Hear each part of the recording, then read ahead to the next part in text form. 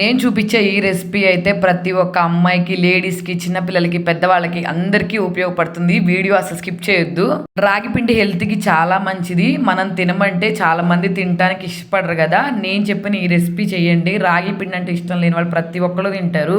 First ఒక plate తీసుకొని అందులోకి 2 కప్పుల రాగి పిండి అయితే వేసుకొని, ఒక హాఫ్ కప్పు వాటర్ వేసుకొని పిండి ఇలా పట్టుకుంటే ఉండలాగా అయితే రావాలి. అలా వచ్చేంత వరకు కలుపుకోవాలి. ఇప్పుడు నేను చూపించింది ఆవిటి కుడుం ప్లేట్ అనమాట. మీ దగ్గర ఆవిటి కుడుం చేసేది లేకపోతే ఒక గిన్నెలోకి వాటర్ పెట్టుకొని పైన ఏదైనా క్లాత్తో ఇలా కప్పేసుకొని ఆ క్లాత్లో ఈ పిండి వేసుకొని మూత పెట్టుకుంటే ఉడుకుతుంది.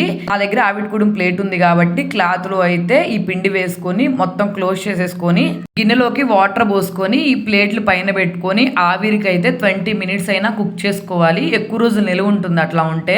కుక్ అయ్యేలోపు మిక్సీ జార్లోకి ఎండు కొబ్బరి కానీ పచ్చి కొబ్బరి కానీ వేసుకొని కొంచెం అయితే ఎలాచీ పౌడర్ వేసుకొని మిక్సీ వేసుకొని బరకగా పక్కన పెట్టేసుకోవాలి. చూసారు కదా, ఇదైతే సాఫ్ట్గా ఉడికిపోయింది. ఉడికిపోయిన ఈ రాగి పిండిని అయితే ఒక గిన్నెలోకి వేసుకొని ఒకసారి బాగా పొడి పొడిగా వచ్చేటట్టు అయితే కలిపేసుకోవాలి వేడిగా ఉన్నప్పుడే.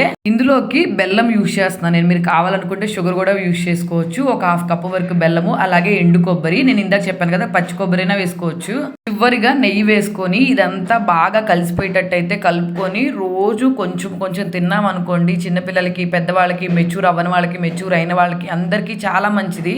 ఎదిగే పిల్లలందరికీ పెట్టొచ్చు. కన్ఫామ్ గా ట్రై చేయండి. రెసిపీ ఎలా అనిపించిందో కామెంట్ సెక్షన్ లో కామెంట్ చేయండి. నచ్చితే వెంటనే సబ్స్క్రైబ్ చేసుకోండి.